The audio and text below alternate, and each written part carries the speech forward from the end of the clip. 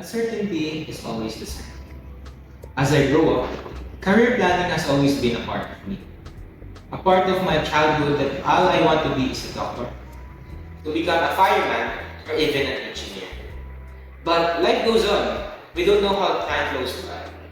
That's why career planning has always been hard for me.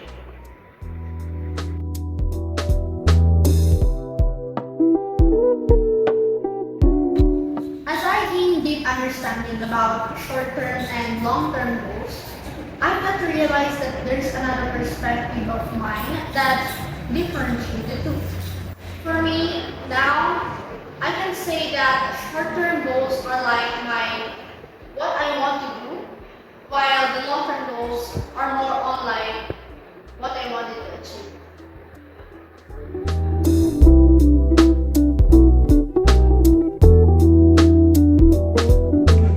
Aligning career is the degree to fit between your personal and profession goals, values, skills, and interests, and the vision and mission, culture and needs of your organization. When your career is aligned with your organization mission, you are most likely to feel motivated, engaged, and fulfilled in your work. You are also more likely to contribute to your organization's success and social media impact. Aligning career is important for several reasons.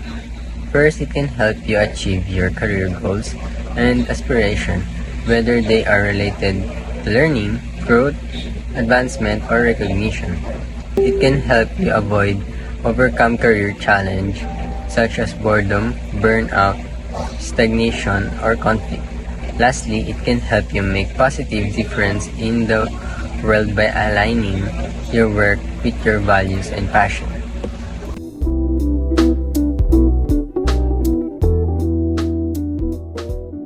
Live your life while you are still young. That's what elders always say to me as a child without a care in the world. Career management for me is a lifelong process that nurtures our knowledge for our future. And as of today, we are currently adapting to challenges for our taken career path. But I think doing it balancedly is good for us since we are still young and free. A work that you love and passionate about is your path to happiness.